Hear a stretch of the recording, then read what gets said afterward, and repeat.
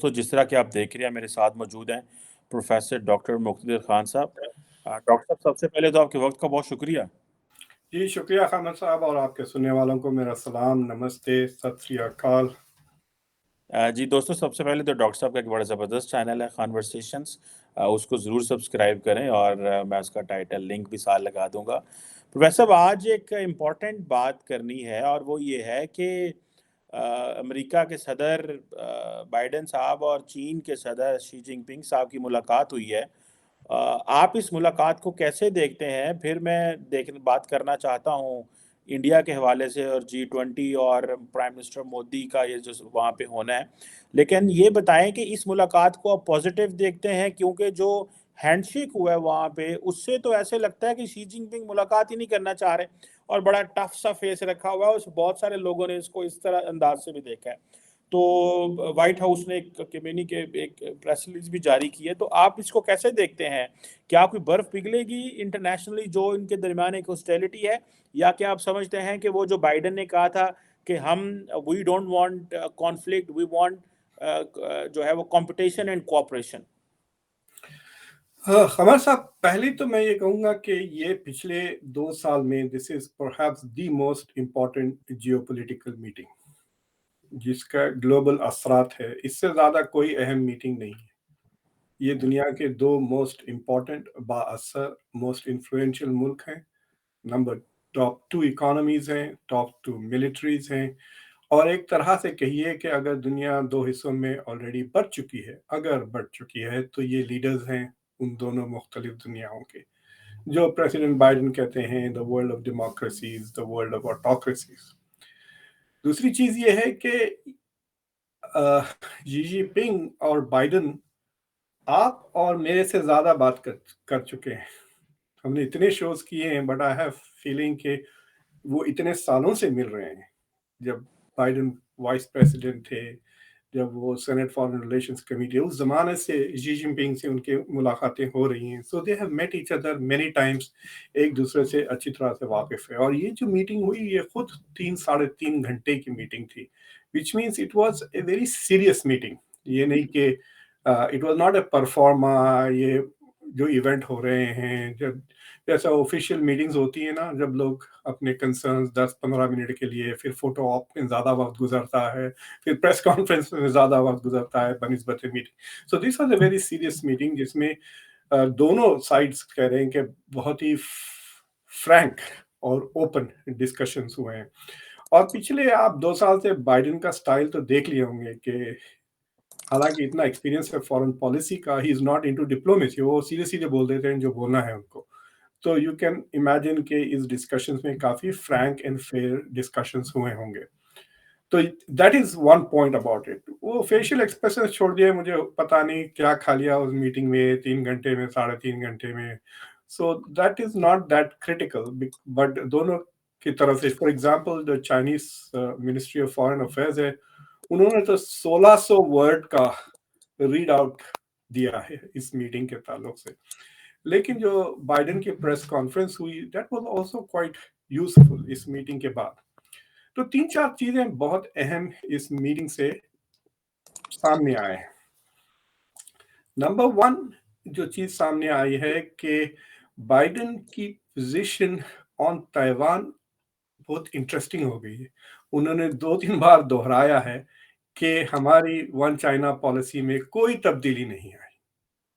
There is no change in our one China policy, और हम status को के फेवर में हैं। हम हर वो स्टेप के खिलाफ हैं जो करंट स्टेटस को बदलेगा।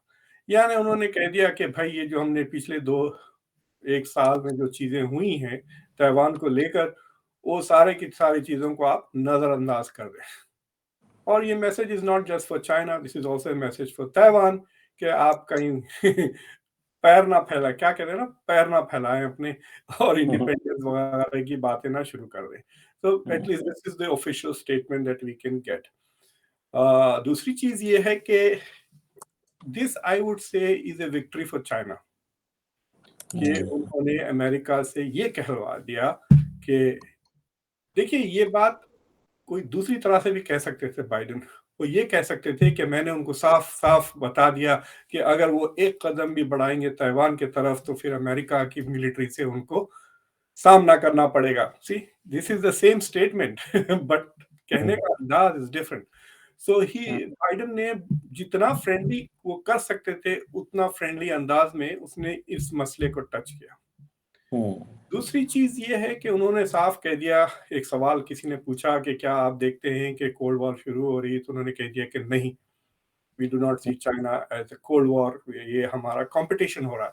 तो ये लफ्ज़ मुसलसिल मतलब आप नेशनल सिक्योरिटी डॉक्यूमेंट्स में भी देखें। हालाँकि नेशनल डिफेंस स्ट्रैटेजी में उन्होंने चाइना को बाकायदा दुश्मन की तरह कहा है, लेकिन जो नेशनल सिक्योरिटी स्ट्रैटेजी जो व्हाइट हाउस ने पब्लिश की है अभी चंद हफ्ते पहले, उसमें तो they are very clearly maintain कि जो जिस तरह से हम देखते हैं दुनिया को, we see China as a competitor. Russia को वो थ्रेट कहते हैं, चाइना को कंपेटिटर कह रहे हैं। और उन्होंने कहा कि जो सबसे अहम बात हमारी हुई है उस 3 घंटे में, how to manage this competition. ये कंपटीशन कैसा मैनेज करें कि हम एक रूल्स का जो सिस्टम है उसको फॉलो करें। नंबर 2 कि जो चीज़ें दुनिया को सबको अफ़ेक्ट करती है, मिसाल के तौर पे क्लाइमेट चेंज और पैंडेमिक, उस पे हम कैसा कोऑपरेट करें while competing in other areas. यानी जियोपॉलिटिकल कॉम्पिटिशन जो भी चल रहा है ईस्ट एशिया में, साउथ ईस्ट एशिया में, इकोनॉमिक कॉम्पिटिशन जो अफ्रीका और लैटिन अमेरिका में चल रहा है, वो तो चलते रहेगा। We will compete while respecting the rules. लेकिन जो जहाँ पे ज़रूरी है कि दुनिया के 2 बड़े मुल्क कोऑपरेट करें, मिसाल के तौर पे ग्लोबल इकोनॉमी को मैनेज करने के लिए, क्लाइमेट के जो असरात है, बुरे असरात, उसके साथ कोप करने के लिए, पैंडेमिक्स अगर आते हैं जो आएँगे, तो उनके साथ भी। So on these issues we need to work together. तो एक किस्म से यूँ कहिए कि अमेरिका की तरफ से तो ये कहा कि we will have this dual relationship, on some issues हम कोऑपरेट करेंगे, सम इश्यूज़ पे हम कम्पीट करेंगे। और वो एटलीस्ट अमेरिका के रीडआउट्स में और अमेरिका के बयानात में इसमें साफ ज़ाहिर हो रहा है कि both the countries seem to have agreed upon all of this. और एक इश्यू जिस पे वो मुत्तफ़िक़ हैं, वो है रशिया का पोटेंशियल न्यूक्लियर वेपन्स का इस्तेमाल। तो दोनों मुल्कों ने कहा कि दिस इज़ अनएक्सेप्टेबल। तो बाइडेन ने कहा कि आप अपना आपका जो भी इन्फ्लुएंस है, जो भी आपके क्या कि ये जो इन्फ्लुएंस है, उसको आप इस्तेमाल करें और यूज़ करें। देखिए, 2 जगह इस्तेमाल हो सकते हैं अनकरीब न्यूक्लियर वेपन्स। अ, एक यूक्रेन पर, दूसरा south Korea, east Asia, north Korea के थिएटर में। तो उन दोनों रीजियंस में बाइडेन ने शी जिनपिंग से कहा कि वो अपना रसूख, अपना इन्फ्लुएंस इस्तेमाल करे टू एंश्योर कि ये चीज़ ना हो। किसी ने उनसे सवाल पूछा प्रेस कॉन्फ्रेंस में कि नॉर्थ कोरिया को लेके, तो बाइडेन ने कहा कि ये मानना कि चाइना नॉर्थ कोरिया को कंट्रोल करता है, ये गलत है। बेसिकली सेइंग कि China is not responsible for everything North Korea does. लेकिन ये भी सही है कि China has more influence in North Korea than से वाशिंगटन या साउथ कोरिया या Japan. So I think overall अगर मैं चाइनीज़ एनालिस्ट हूँ, तो I should be happy with this meeting and look forward to more dialogue. अब ये China के ऊपर है कि वो हाउ इट मूव्स फॉरवर्ड, कि चाइना की नीयत क्या है, चाइना का गोल क्या है? Is it seeking a confrontation with the US और is it seeking a cooperation with the US? और ये ना भूलें कि ये G20 की मीटिंग अब होने वाली है, इससे 1 दिन पहले इन लोगों ने मिला, व्हिच मीन्स दोनों ने रियलाइज़ किया भाई अभी तो नरेंद्र मोदी जी फ्लाई कर रहे थे जब इनकी मुलाकात हो गई already. So these people have been working while everybody else is travelling to Bali, right? तो एक किस्म से यूँ कहिए कि this is also a very serious reflection. ऐसे नहीं कि साइडलाइन पे मिले, ये 1 दिन पहले आए दोनों एंड दे मेट। ये और बात है कि it give Biden an opportunity कि वो कॉप 27 इजिप्ट भी जाएँ, इजिप्ट से फिर कंबोडिया गए, आसियान की मीटिंग अटेंड करे, फिर वहाँ से यहाँ आए। सो वो आसियान की meeting is also important because I think behind the scenes वहाँ पर चाइना को लेकर काफ़ी डिस्कशन हुए होंगे। ये Indo Pacific economic framework, Indo Pacific strategy दोनों को लेकर। तो I think this is a very positive development इससे अमेरिका की लीडरशिप को दोबारा अंडरलाइन किया गया, ग्लोबल हम्म, लीडरशिप। लेकिन इस बात को भी अंडरलाइन किया गया कि China is the challenger.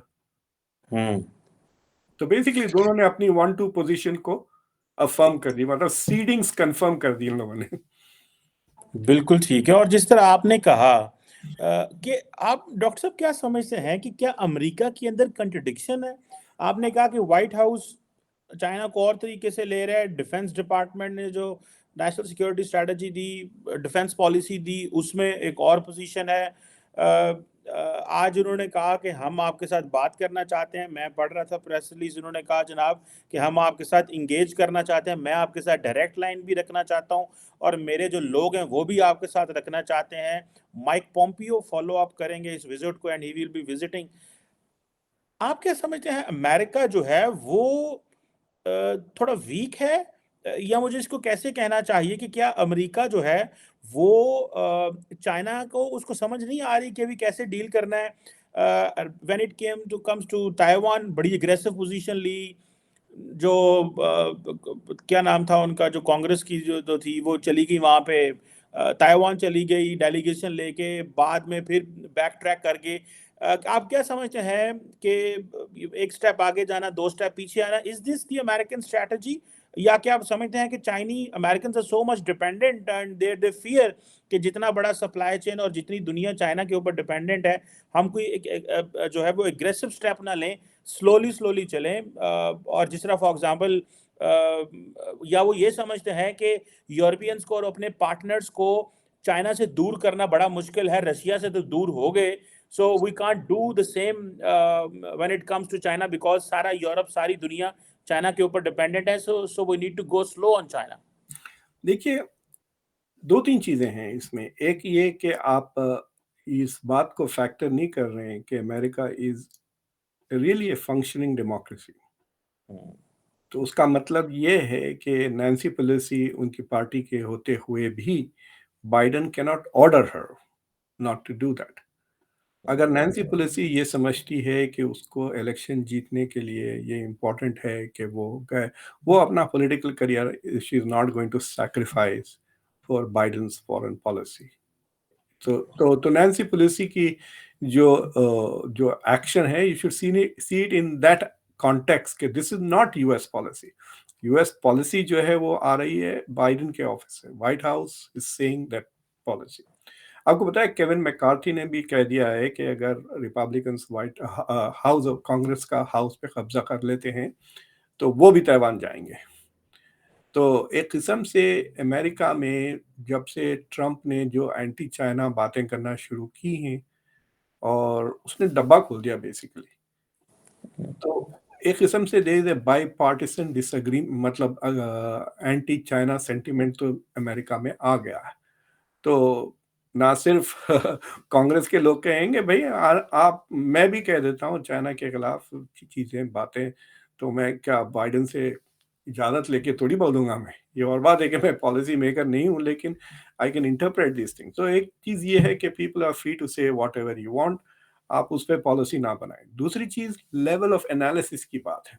So for example, जो नेशनल सिक्योरिटी डॉक्यूमेंट है वो कहता है कि हमारा जो अप्रोच है चाइना के लिए, वो approach is of competition, we want to avoid conflict. लेकिन जो उसके नीचे जो दूसरे डिपार्टमेंट्स है, national defence department, department of defence को ले लें, तो उनको तो पता है कि भाई हम कंपटीशन में तो हमारा कोई रोल नहीं है, हमारा रोल डिफेंस में है। और हमारे को अमेरिकन प्रिपेयर्डनेस किस चीज से prepared, what should we be prepared for? We should be prepared for a war with China, दूर के थिएटर में, राइट? आपको पता है कि जब 1991 के बाद ना चाइना थ्रेट था ना रशिया थ्रेट थी, तो अमेरिका की जो स्ट्रैटेजी थी टू फाइट 2 वॉर्स कंसेक्यूटिवली, जो शुरू हुआ था 1995 में। आपने देखा हो गया फॉरेन अफेयर्स में आर्टिकल्स छपते थे, और eventually America kind of fought 2 wars, Afghanistan और इराक साइमल्टेनियसली, राइट? तो डिफेंस का डिपार्टमेंट तो, आप कट गए, तो मैं वेट करता हूँ till you come back and then I will cut. हाँ, सॉरी, आप कट गए थे। हाँ, तो एग्जाम्पल देता हूँ। फॉर एग्जाम्पल, अगर आप इंडिया के प्राइम मिनिस्टर से या इंडिया के फॉरेन मिनिस्टर से ये पूछते कि भाई आपका सबसे बड़ा चैलेंज क्या है, तो वो चाइना ही कहेंगे अब, राइट। लेकिन अगर आप इंडिया की बॉर्डर सिक्योरिटी फोर्स से पूछें भाई आपका सबसे बड़ा चैलेंज क्या है, तो वो कहेंगे कि पाकिस्तान की तरफ से जो इंसर्जेंट्स घुस के आ रहे हैं कश्मीर में, that is our challenge, because as an institution उनका वो गोल है, but they are at a smaller level, समझ रहे ना। तो it's a level of analysis भी हमको देखना चाहिए कि we should not attribute lower level actors कि ये पॉलिसी नहीं बना रहे, ये सिर्फ वही कर रहे हैं जो इनका काम है। So that's the difference. उसमें क्या होता है कि because so much attention is paid, दुनिया की सारी मीडिया इतना अटेंशन पे करती है कि अमेरिका में क्या हो रहा है, तो there is a lot of information कि अरे इन्होंने भी ये कहा, उन्होंने ये कहा। बाद हमारे कमेडियंस भी न्यूज में आ जाते हैं for their commentary on foreign affairs. मुझे याद है जॉन स्टुअर्ट बोलकर एक कॉमेडियन होता था द डेली शो में, उसने इतनी जबरदस्त बात कही थी, मैं हमेशा अपने स्टूडेंट से कहता हूँ। उसने कहा था कि हम अगली जंग, ये 9/11 की बात कर रहा था, हमारी अगली जंग कनाडा पर होगी। The next country we are going to invade is Canada, क्योंकि Canada is exactly like Iraq, it has no nuclear weapons and it has nothing to do with 9/11. तो समटाइम्स हमारे बंदे, मस्करे बंदे भी बड़ी जबरदस्त बातें कह देती हैं, it gets a lot of attention. मतलब आज वो बात कह के भी 15 साल हो गए, लेकिन उसको academics keep referring because it summarizes the inconsistencies in policies. लेकिन ये बात तो सही है कि यूएस फॉरेन पॉलिसी में इनकंसिस्टेंस जरूरी है, और बाइडेन ने 3-4 बार मिस पोक किया हुआ है। अभी भी कोई छोटे से मामले पर ही सेड समथिंग इनकरेक्ट, और जॉन कर्बी जो स्पोक्स पर्सन है नेशनल सिक्योरिटी के, उन्होंने इमीडिएटली करेक्ट कर दिया कि नहीं नहीं नहीं, the president can't do this. तो बात चीजें जो प्रेसिडेंट की अथॉरिटी में नहीं होते। देखिए आप, for a lot of countries जिनके institutions are not develop, like for example, आप ये सोच ही नहीं सकते कि आपके एस्टैब्लिशमेंट के हेड ये नहीं कर सकते बाय लॉ। वो जो चाहे वो कर लेते हैं, right.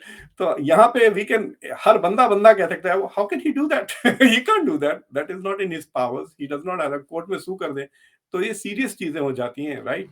So anybody can tell कि प्रेसिडेंट्स की क्या हुकूक हैं, क्या जिम्मेदारियां हैं और क्या लिमिटेशंस हैं, they are very clearly marked by law. तो कई चीजें वो नहीं कर सकते, like he can't come out and say कि मैं आपको $70 बिलियन दे देता हूँ, नहीं, वो कांग्रेस ही दे सकती है। You have to say I will tell the Congress to please give you money, and Congress में पास हो गया तो मिल जाएंगे, नहीं तो नहीं, वैसा है। बिल्कुल सही, बिल्कुल सही। So sir, how do you see this prime minister Modi's ये जो प्रेसिडेंसी का एजेंडा है? रिसेंटली ये पता चला कि जो G20 के हवाले से जी भारत जो है उसने अपना जो उनका जो उन्होंने लोगो जो इंट्रोड्यूस कराया G20, उसमें हिंदुत्व झंडे की तशहीर की कोशिश की है इसमें। और आप क्या इसको कैसे देखते हैं कि प्राइम मिनिस्टर मोदी G20 की लीडरशिप जो है उसको कैसे इस्तेमाल करेंगे? और कहा जा रहा है कि जिस तरह फॉर एग्जांपल जैसे मैंने कहा कि जो G20 इसकी जो लोगो जारी किया गया उसमें बीजेपी का जो इंतहाबी निशान और जो मज़हब की जो मुक़द्दस अलामात कंवल का जो फूल है उसको शामिल किया गया, और इस पे इंडिया में कई लोग धड़ों ने तनकीद भी की है।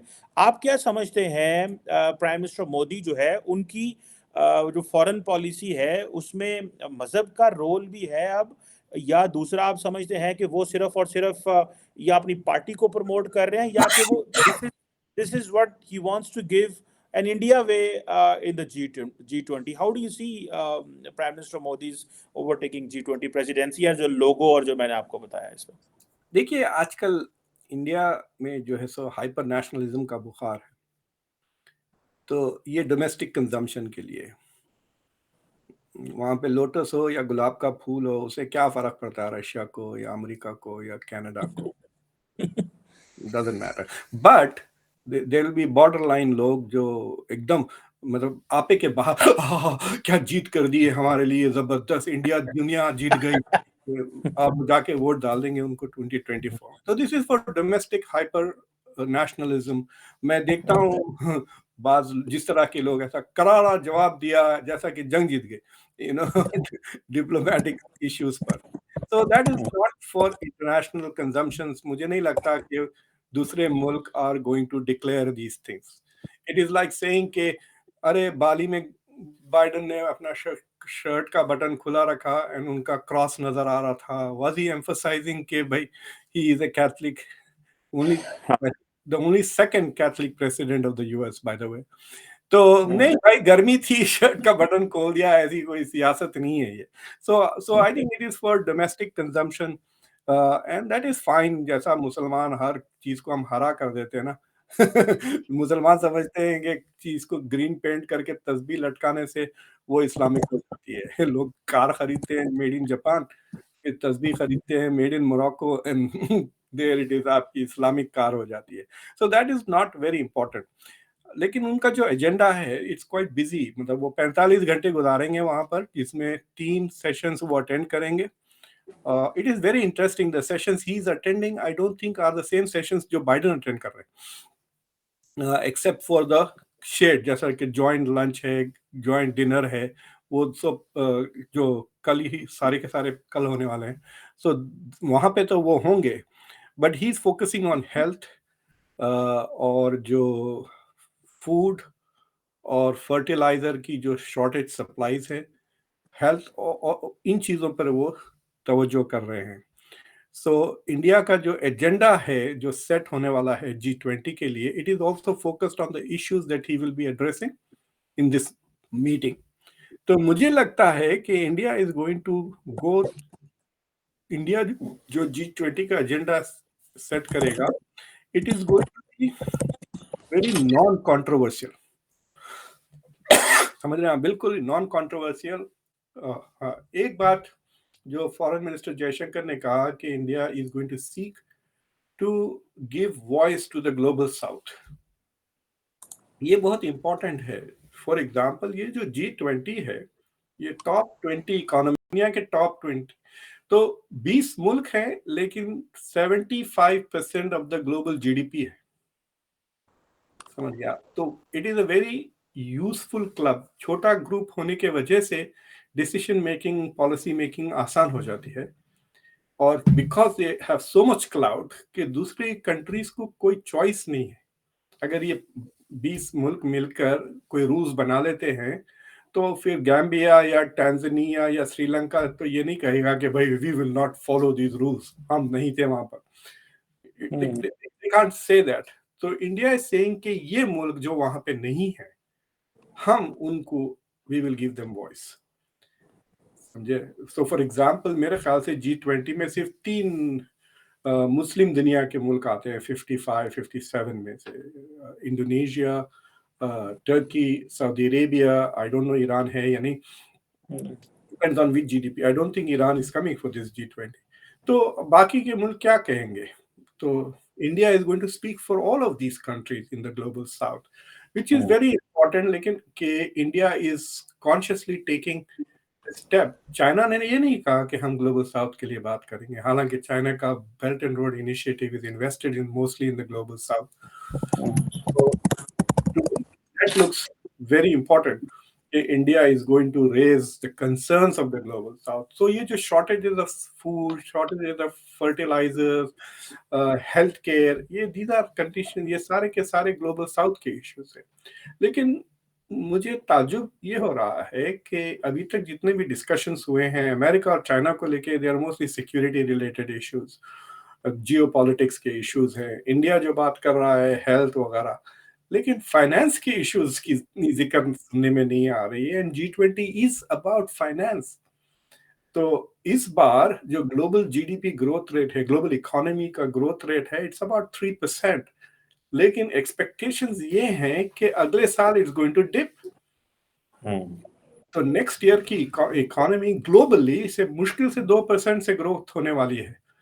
So it is a huge concern. और लोगों का कहना है कि it is because of China alone कि the world is not in a recession, क्योंकि China will not be in recession.